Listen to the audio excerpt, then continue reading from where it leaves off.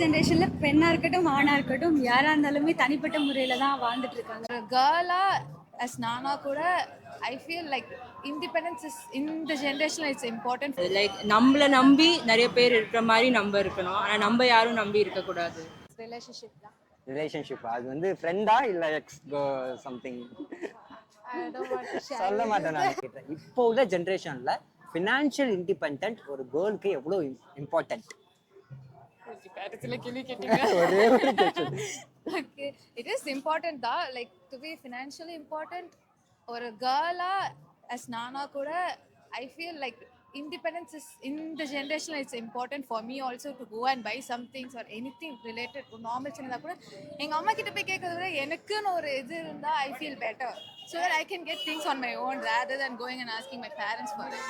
So independence is always important. யார்ட்டையும் நம்ம பேரண்ட்ஸ்ட கூட எதுவுமே கேட்க வேணாம், அதனால நம்ம சம்பாதிச்சிட்டா பெஸ்ட். அப்போ இப்போ உள்ள கேர்ள்ஸுக்குலாம் நீங்க வந்து ஏர்ன் பண்ணுங்க அப்படின்னு சொல்றீங்க. ஹலோ, உங்க பேரு? ஷிவானி. ஷிவானி, இப்போ உள்ள ஜென்ரேஷன் கேர்ள்ஸுக்கு ஃபினான்ஷியல் இண்டிபெண்டன்ட்ன்றது எவ்வளவு important? So I would say that இப்போ இருக்கிற ஜென்ரேஷனுக்கு ரொம்ப இம்பார்ட்டன்ட் எதுனா ஃபினான்ஷியல் இண்டிபெண்டன்ஸ் தான். பிகாஸ் நம்ம பேரண்ட்ஸை பார்த்துருக்கோம், நம்ம கிராண்ட் பேரண்ட்ஸை பார்த்துருக்கோம், especially the females, that they are so dependent on their husbands and their sons and அந்த மாதிரி. ஸோ நம்ம அந்த மாதிரி டிபெண்ட் ஆகிடக்கூடாது. லைக் நம்மளை நம்பி நிறைய பேர் இருக்கிற மாதிரி நம்ம இருக்கணும், ஆனால் நம்ம யாரும் நம்பி இருக்கக்கூடாது. ஸோ அதனால இப்போ உள்ள ஜென்ரேஷன் கேர்ள்ஸுக்கு ஃபினான்ஷியல் இண்டிபெண்டன்ட் ரொம்ப இம்பார்ட்டன்ட்.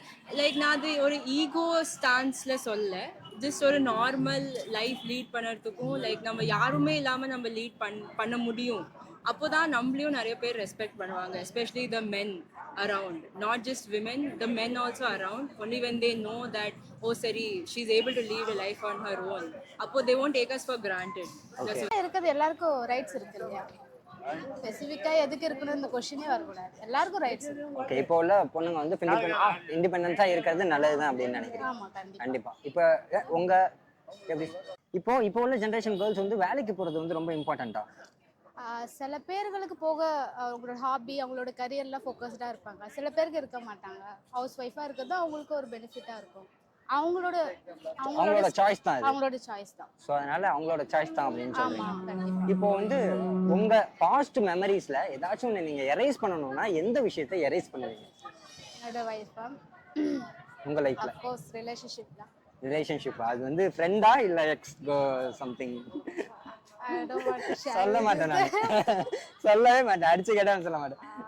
ஏதோ ரைட்ஸ் அப்படிலாம் எதுவும் இல்லை, எல்லாமே அது அந்த விஷயத்துல இப்போ நம்ம கற்றுக்கிறது தானே, அடுத்த வாட்டி அந்த வாட்டி தப்பு பண்ண மாட்டோம். ஸோ எரேஸ் பண்ணுறதுலாம் எதுவுமே இல்லை, எனக்கு அது வந்து ஒரு லேர்னிங் பாயிண்ட் தான் அப்படின்னு சொல்லிட்டு நீங்கள் பார்க்குறீங்க. இப்போது இருக்கிற ஜென்ரேஷனில் பெண்ணாக இருக்கட்டும் ஆணாக இருக்கட்டும் யாராக இருந்தாலுமே தனிப்பட்ட முறையில் தான் வாழ்ந்துட்டு இருக்காங்க. பிகாஸ் ஃபினான்ஷியலி அவங்க ஃபேமிலி சைட் ஆகட்டும் இல்லை லைக் எப்படி சொல்கிறது, இப்போது ஜென்ரேஷன் வைஸ் பார்க்கும்போது ஒரு பையன் அப்படின்னு எடுத்துக்கிட்டா அவன் வந்து வீட்டுக்கு போகிறான், வேலை செய்கிறான், எல்லாத்தையும் பார்த்துக்கிறான் அப்படின்ற மாதிரி பொண்ணுங்களுமே இப்போ வந்து ஃபினான்ஷியலி வீட்டுக்காக ஹெல்ப் பண்ணுறாங்க, அவங்களோட கெரியரை பார்த்துக்கிறாங்க. அதனால ஸோ அவங்க இண்டிபெண்டண்டாக இருக்கிறது ரொம்ப இம்பார்ட்டன்ட். அதனால இப்போ உள்ள பொண்ணுங்க எல்லாருமே வேலைக்கு போய் ஏர்ன் பண்ணுறது ரொம்ப இம்பார்ட்டன்ட்.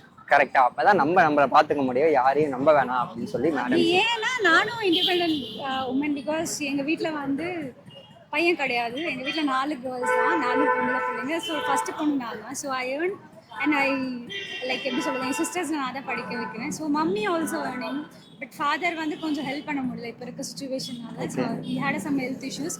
ஸோ அப்படி பார்க்கும்போது mummy is inspiration for me. So independent woman அப்படின்னு கூட எடுத்துக்கலாம். அவங்க எல்லாத்தையும் பார்த்துக்கிட்டு பேலன்ஸ்டாக எல்லாத்துக்குமே கற்றுக் கொடுத்த மம்மி தான் எனக்கு இன்ஸ்பிரேஷன் மாதிரி சொல்லலாம். ஸோ அதை வச்சு பார்க்கும்போது இம்பார்ட்டன்ட் தானே, அவங்க ஏர்ன் பண்ணதுனால தானே எங்களை எல்லாத்தையும் பார்த்துக்கிறாங்க.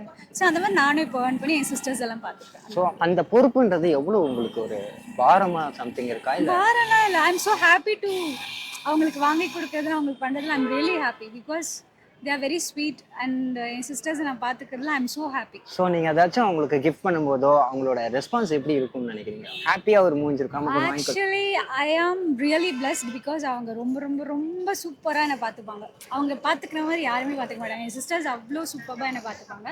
ஈவன் நான் வாங்கி தர சின்ன விஷயமா இருந்தாலும் அவங்க அவ்வளோ ஹாப்பியாக அதை வந்து என்ன சொல்கிறது ஏற்றுப்பாங்க. அது சின்ன பொருளாக இருந்தாலும் they will enjoy. ஸோ அக்கா வாங்கி கொடுத்தா. அக்கா ஸோ அதை வாங்கி போட்டு கொடுத்தா. போனால் எல்லாரும் ஏன் அக்கா வாங்கி கொடுத்தா அது எப்பவுமே சொல்லுவாங்க. Even that we have a group 5 girls, அம்மா நாங்கள் 4 பேர். ஸோ அதில் வந்து எல்லாத்தையுமே நாங்கள் ஷேர் பண்ணிப்போம். So that good memories and every thing, எங்கள் அழுகை ஆகட்டும் சோகமாகட்டும், வி ஆர் ஆக்சுவலி தனித்தனியாக இருக்கும். ஸோ அதனால் நாங்கள் எப்பயா பார்க்கும்போது வி ஸ்பெண்ட் டுகெதர், ரொம்ப ஹாப்பியாக இருக்கும் அந்த மெமரிஸ்லாம். ஆக்சுவலி ஹாப்பியாக இருக்கும். மேம் கடைசியாக எப்போ மேம் அழுதிங்க? கடைசி எதுக்காக அழுதிங்க? அழுததுன்னு பாத்தீங்கன்னா, ஆக்சுவலி நான் ரொம்ப போல்டு அப்படின்னு நானே என்ன சொல்லிப்பேன். பட் நான் அழ மாட்டேன். அப்படி Most சொல்லிப்பேன் அவ்வளவு நானு. சீக்கிரமா அழ மாட்டேன். அழுதது அப்படின்னு பாத்தீங்கன்னா ஒரு 15 டேஸ் இருக்கும்னு நினைக்கிறேன். 15 டேஸ் முன்னாடி. எதுக்காக அழுதிங்க அவ்வளோ ஃபீல் பண்ணி?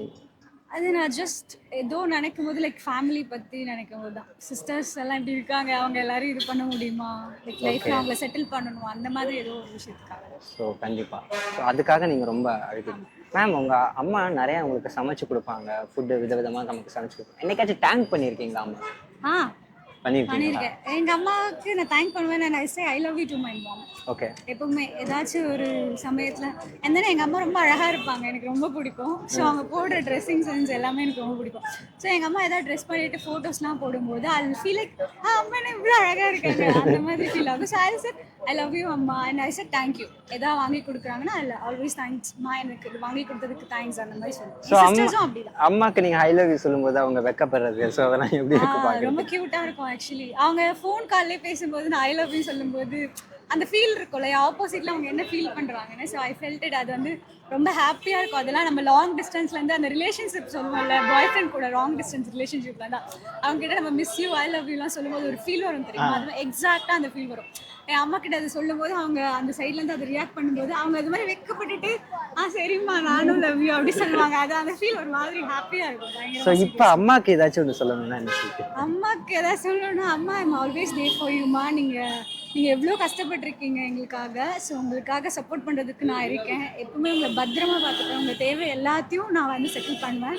உங்களையும் அப்பா தங்கச்சிங்க எல்லாரையும் எப்பவுமே நான் கண்டிப்பாக பார்த்துப்பேன். எந்த சூழ்நிலையும் உங்களை நான் விட்டுற மாட்டேன். விட்டுற மாட்டேன். மேம் நம்ம உங்கள் அம்மா உங்களுக்கு நிறைய அட்வைஸ் கொடுத்துருப்பாங்க, ஆனால் நீங்கள் உங்கள் அம்மாவுக்கு ஏதாச்சும் ஒரு அட்வைஸ் கொடுக்கணும் அப்படின்னா என்ன சொல்லுவீங்க? அட்வைஸ் அப்படிலாம் எதுவுமே இல்லை. அட்வைஸ் சொல்லக்கூடாது, ஜஸ்ட் ஒரு சும்மா நம்ம மாற்றிக்கணும் அப்படி அம்மா கிட்டேருந்து ஒரு சின்னதாக ஒரு மாற்றிக்கிட்டோம் அப்படின்னா எப்படி, என்ன சொல்லுவீங்க? மாற்றிக்கணும் அப்படிலாம் எதுவுமே இல்லை. அம்மா ஆக்சுவலி வெரி பர்ஃபெக்ட்.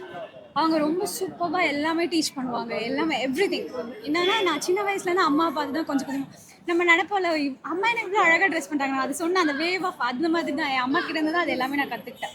ஸோ அம்மாவை பார்த்து தான் எல்லாமே சின்ன சின்ன விஷயமும் நான் வளர்ந்தேன். அவங்க எதுவுமே மாற்றிக்கணும் அப்படிலாம் இல்லை.